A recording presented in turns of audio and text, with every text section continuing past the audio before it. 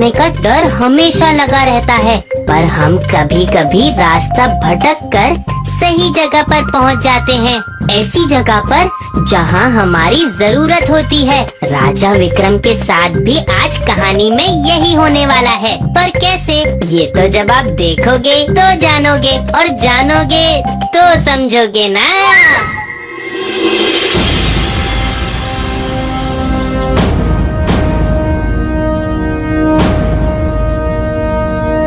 आपका स्वागत है। महाराज, न खोटा कभी बोला न खोटा कभी तोला। इसमें है बड़ी ही अद्भुत सी चीज, एक अनोखा सा उपहार, समझो जैसे चमत्कार। बस और न पहना वाक्यों के हार, खोल दो इसके द्वार। अरे वाह, कविता बन गई।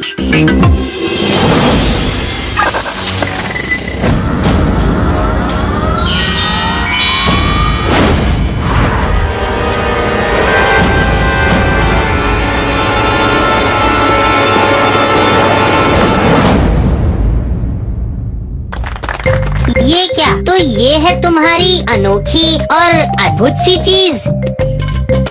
हमें तो उड़ने वाले घोड़े देखने हैं महाराज। महाराज, न खोटा कभी बोला न खोटा कभी तोला।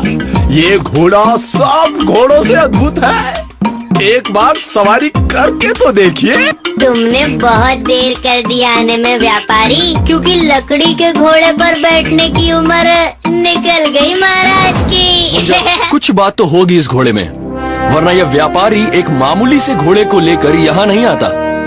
चलो देखे तो सही, इस घोड़े में ऐसी कौन सी अनोखी बात है।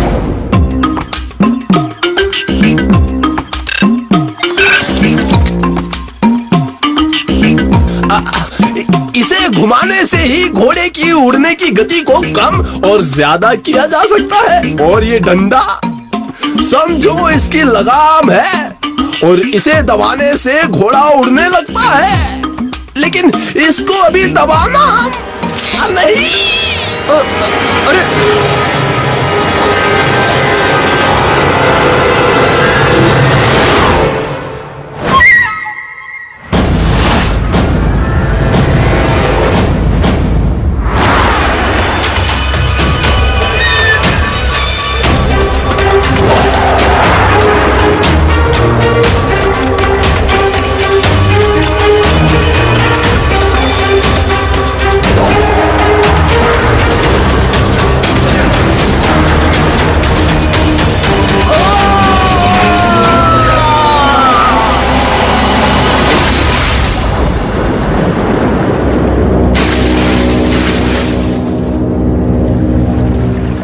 अजीब मुसीबत है ये घोड़ा तो। चलो अच्छा हुआ, भला तो टली, लेकिन अब मैं वापस कैसे जाऊंगा? उसकी चिंता तुम बिल्कुल मत करो, क्योंकि यहाँ जो आता है वो लौट कर नहीं जाता, बल्कि इसी मिट्टी की खाद बन जाता है।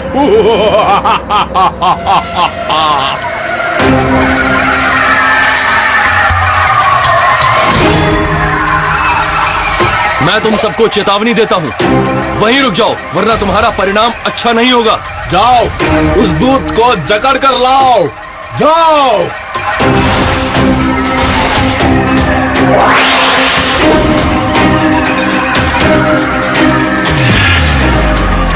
महाराज एक और तुम लोग अनेक, बहुत गलत बात है ये।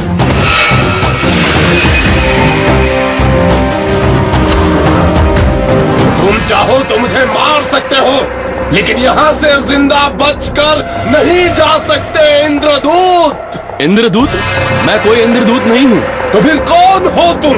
और ये बताओ, यहाँ क्या करने आए हो? मैं तो रास्ता भटक गया था और यहाँ आ गया, लेकिन ये इंद्रदूत की क्या कहानी है? हम सब यहाँ बहुत शांति से रहते थे, और ये जगह स्वर्ग से कम सुंदर नहीं थी। और एक दिन स्वर्ग से ही तो अप्सराएं यहाँ आई।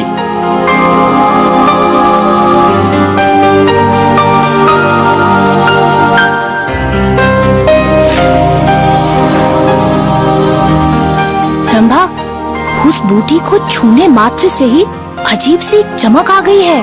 तुम भी छूकर देखो जरा। ये तो चमत्कारी बूटी है। मेरे कंधे पर एक जख्म था, वो भी भर गया। और देखो, यहाँ तो ऐसे कई सारे पेड़ हैं। चलो इन सभी बूटियों को इंद्रलोक ले चलते हैं। इंद्रदेव भी काफी प्रसन्न हो जाएंगे इससे। तुम इन्हें नहीं ले जा सकती। अपने छोटे से स्वार्थ के लिए तुम कैसे एक पौधे की हत्या कर सकती हो? उसमें भी जान है। तुम चाहो तो यहाँ से बीज ले जा सकती हो। तुम मुझे मना कर रहे हो, उर्वशी को?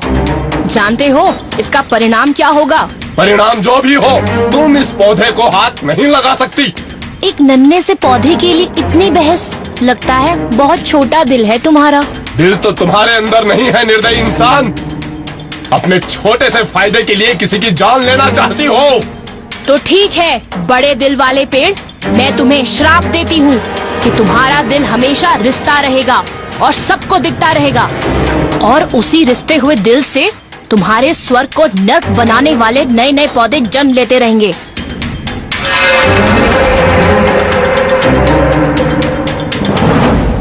अब कोई उपाय तो होगा ही। उपाय है। वहाँ पहाड़ी के ऊपर रंभा एक दैत्य वृक्ष को द्वारपाल की तरह खड़ा कर गई है। अगर उसके तने के रस को मेरे इस दिल पर लगाया जाएगा तो मैं ठीक हो जाऊंगा। तो फिर तुमने ये अब तक क्यों नहीं किया? क्योंकि श्राप के अनुसार अगर मैं उस वृक्ष के पास जाऊंगा तो भस्म हो जाऊंगा, और वो उसे खत्म करना मेरे इन नन्हे पौधों के बस का नहीं। आप सब मुझे भले मालूम होते हैं और आपकी कहानी सच्ची। तो ठीक है महान वृक्ष, मैं वादा करता हूँ कि आप सबको इस श्राप से मुक्त करवाऊंगा। महाराज विक्रम की जय।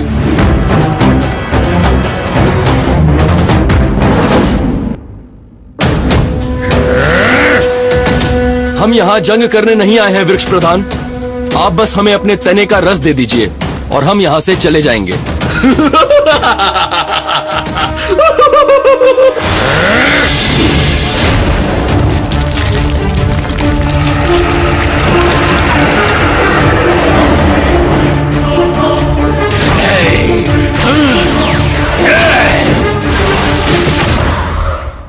कमाल है, हम प्यार जता रहे हैं और आप कांटे बरसा रहे हैं। मुंजा, तुम इन छोटे पौधों को संभालो, मैं सीधा उस विशाल वृक्ष पर आक्रमण करता हूँ।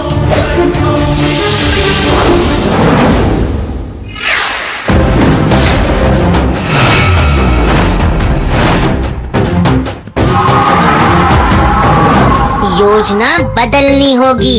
दुश्मन नया तो अंदाज क्यों हो पुराना।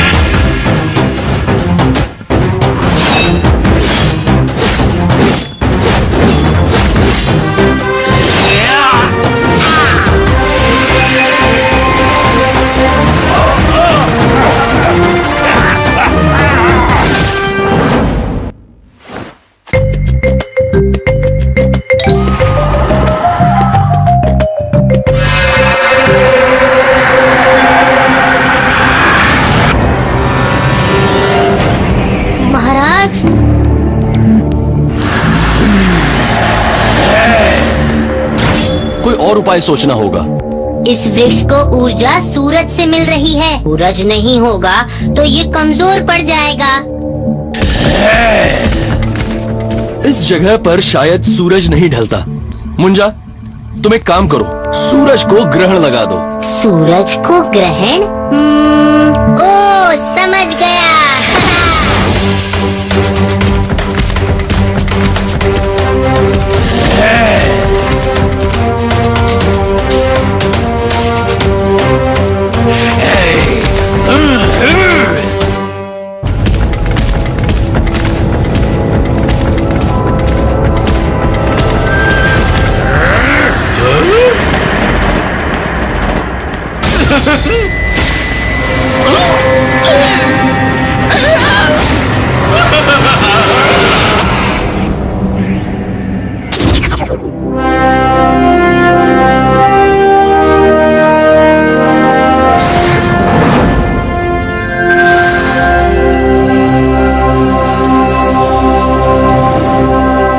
अंत भला तो सब भला।